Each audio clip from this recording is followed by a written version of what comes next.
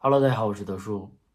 我每天都能收到很多小伙伴们的私信，给我讲他们的困扰，给我讲他们的故事，希望我能陪他们聊一聊。而其中最多的一类问题就是爱上了直男直女，我该怎么办？有人问我爱上了自己的好兄弟，我该怎么办呢？有人问我爱上了一个人，怎么才能确定对方是直的还是弯的呢？有人说，我一方面觉得对方是直的，但一方面又觉得他平时的一些动作行为又很像是对我有意思，然后问我，你觉得我们之间有可能吗？对于这种问题，我真的回答不上来，我只能告诉他们，我说，同性性取向的人占比4%，那么他喜欢同性的概率也就是4%。但即使他喜欢同性，他对你也很可能是友情而不是爱情。那么也就是说，他喜欢同性并且喜欢你的概率大概也就是1%吧。所以，如果你表白的话，被拒绝的可能性就是99%。你会不会有那1%的幸运？我不知道。我只希望你在往前冲之前，在你义无反顾之前，做好会受伤的准备。那种飞蛾扑火的心理准备。在所有的私信当中，有2个粉丝的来信我印象非常深刻。一个是一位高2的少年，他向喜欢的一个隔壁班的男生表白了，被表白的男生转头就告诉了全班同学，最终闹到了全校都知道了这个男孩是个同性恋。于是这个男孩开始被全班的同学孤立，造成了他巨大的心理压力，还被确诊了抑郁症。他跑来问我怎么办，我希望他能鼓起勇气去寻求班主任或者学校心理咨询室老师的帮助，因为据他的描述，当时的情况，老师们大概也已经知道了这个情况。我的想法是，既然这么彻底的出柜已经成为了事实，那么如果老师能对其他的所有同学进行正确的、科学的引导和扫盲，再加上一定的关爱，那么可能就能帮助这个无助的男孩走出来。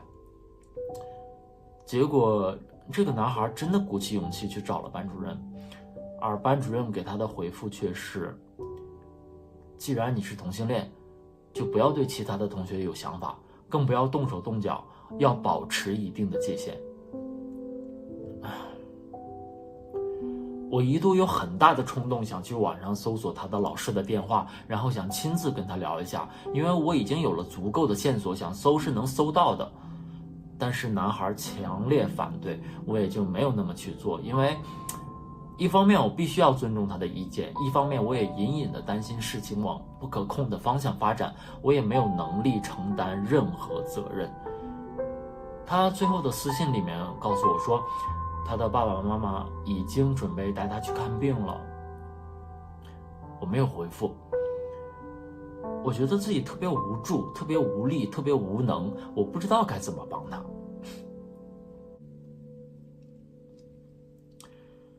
爱上直男可能是每个 gay 人生中都必然要上的一堂必修课吧，因为我们在成长的过程中一定会爱上别人，而这个人大概率就是你身边的人，而这个随机的出现在你身边的人，就是一个有90%多的可能性是个异性恋的人，而我自己也曾经经历过。我有几个好朋友、好兄弟是一起从高中考入同一个城市的大学的，刚上大学没多久，我们其中4个人就在外面合租了房子，2个人一间卧室，我和一个傻直男住在一个房间，而当时的我也自以为自己是个直男。我们关系很好，会一起用电脑看电影、打游戏，会一起做饭、喝酒。晚上睡觉的时候，他偶尔还会把我搂在怀里睡。一直到快大3时，我发现我爱上了他。这份爱越来越强烈，越来越清晰，越来越明确，最终发展到天崩地裂的强烈，足以让我正视到自己其实是个同志的事实。我做了2件事儿。第一，我告诉了我当时的女朋友，她当场崩溃。第二，我告诉了他，他可能也被吓到了，不断的说我在胡思乱想些啥。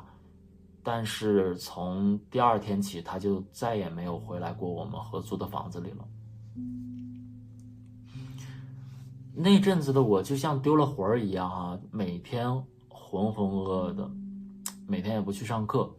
就坐在电脑前发呆。我并不知道他不会再回来了，每天还在等着他回来，每天等到11、12点的时候，会小心翼翼的给他发条短信，问他：“你回来吗？”他一开始还会回复说不了，后来也就不回我了。那时候的我应该是彻底失控的，我觉得我已经不在人间，而是活在地狱，整个世界都是灰色的。有时觉得太难受了，心里堵得想跳楼，于是就去街上顺着马路一直走，走几个小时，走很远很远，走很久很久。我觉得在路上漫无目的的走着的时候，确实要舒服一些，但总有回家的一刻。只要一进家门，看到他那些还没来得及拿走的东西，那种压抑，那种郁闷，马上就会像病毒一样，就会铺天盖地的袭来，把我吞掉。我其实完全不知道那段时间是怎么熬过来的，但是现在当我在跟大家说这些经历的时候，那种有什么东西堵在心口的感觉还是很明显。10几年过去了，现在的我早已经把对他的爱放下了，早已经把这段往事封存在心里。但是每年春节时回到老家，几个兄弟伙小聚的时候，我还是能看到他。我们俩也早已经恢复了当初那种打打闹闹、那种兄弟伙的样子啊，就像什么都没发生过一样。但是前几年他结婚了，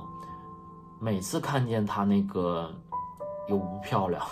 性格还不好，还老当着他们的面给他脸色看的老婆，我就很气，不知道为什么。我现在回想起来，当时的我到底爱他什么，我真的不知道，完全说不上个1、2、3。我甚至一度怀疑，我是真的爱他吗？还是说他只是我成长之路，是我自我觉醒之路上的一个工具人？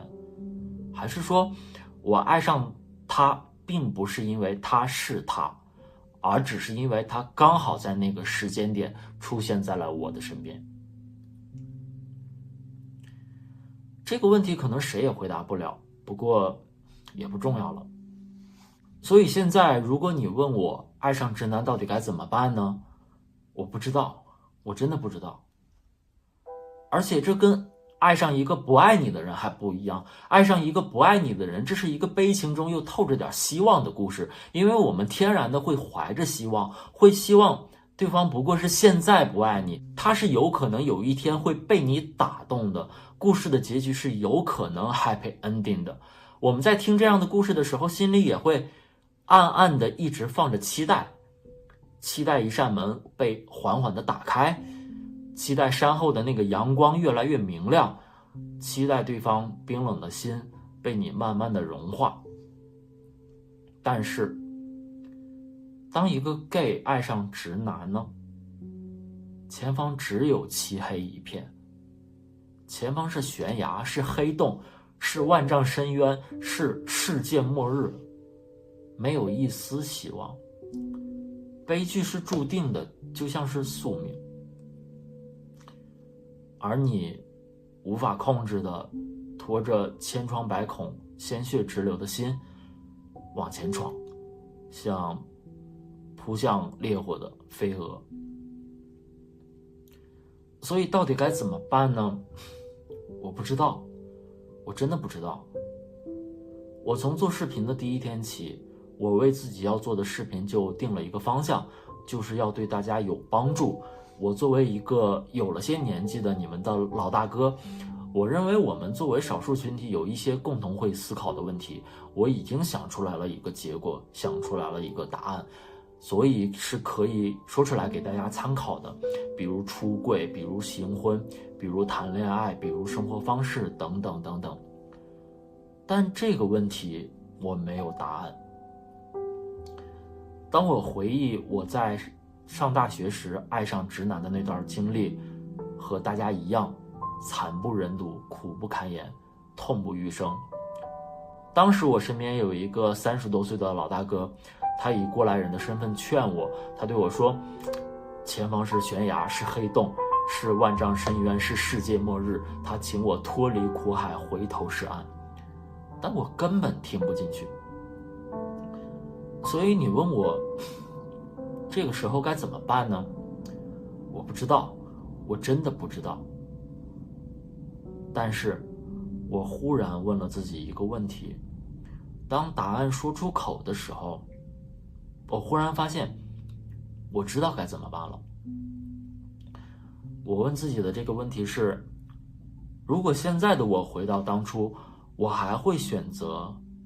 爱上那个直男吗？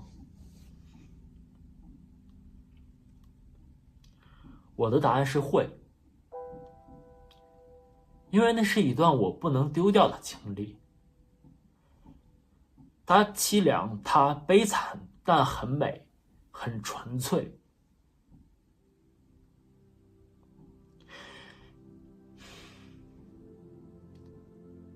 这段经历对我来说有一种痛不欲生的生命力，我不愿意抛弃它。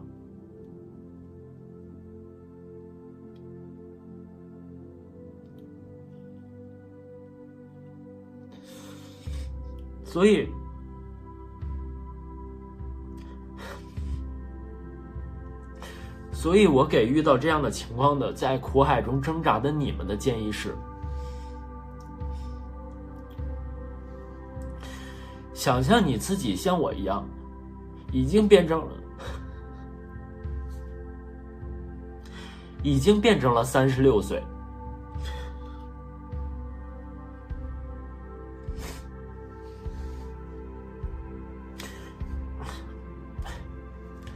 想象你自己像我一样，已经变成了36岁。当初那个爱上直男的18岁的你，已经长大，所有的事情已经时过境迁，而你也早已经将一切放下。这个时候，如果你拥有了一个魔法，一个超能力，可以回到18岁的那个时候的你的话，你还会选择爱上他吗？你明知道对方是直男，这段感情不会有结果，你明知道这份爱只会带给你伤害，但也会让未来的你更坚强，你还会选择继续去爱他吗？当一切早已经注定，悲剧就是你这段感情的宿命，你还会像现在一样勇往直前吗？如果你选择了不会，那很好，你不想继续伤害自己，你值得一个更好的，并且有能力爱上你的人，他就在不远的灯火阑珊处，回头就能看到。但如果你像我一样依然选择会，那也很棒，但请你带着这种拥有超能力的心态，把握好第二遍谱写自己人生的机会的心态，用一种回到从前穿越的心态，扮演一个上帝视角的自己。那么这样的你自己